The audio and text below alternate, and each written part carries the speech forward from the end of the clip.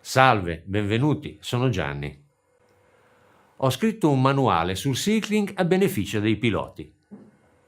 Durante l'approfondimento delle particolarità di questa procedura è scaturito che alcuni dati e alcune regole dettate dalle varie authority, secondo i miei calcoli, non sono esatti.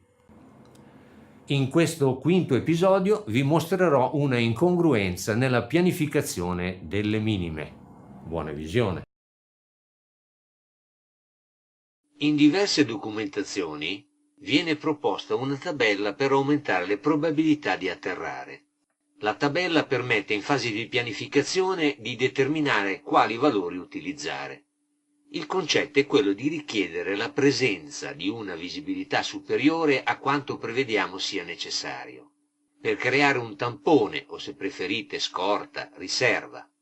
Tale tampone aumenta le nostre probabilità di portare a termine l'avvicinamento.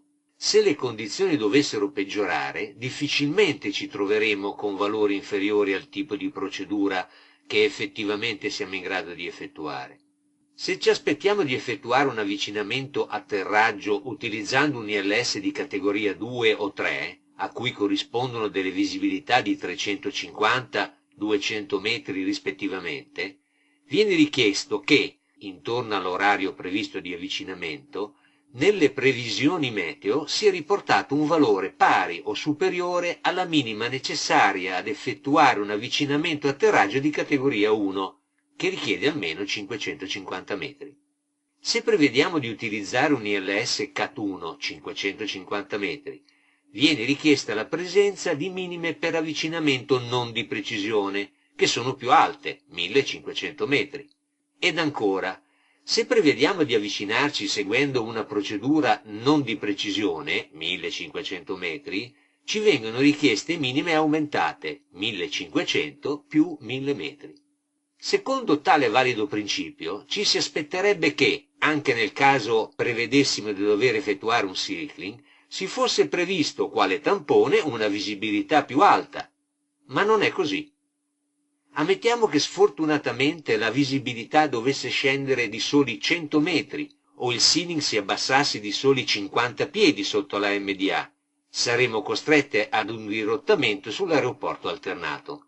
La spontanea domanda è: perché non continuare ad utilizzare il principio utilizzato negli altri casi? Ora che sapete della contraddizione nella pianificazione delle minime, nell'episodio 6 vi dimostrerò che i bollettini meteo non sempre danno le informazioni necessarie. Se attenderete, partirà automaticamente. Spero che questo argomento vi sia interessato. In tal caso vi prego di premere un like posizionato più in basso, di visitare il mio sito e di iscrivervi al mio canale YouTube. Se lo desiderate potete lasciare un vostro gradito commento. Grazie. Se siete interessati a questo argomento ed in generale alla sicurezza del volo, vi suggerisco questi link.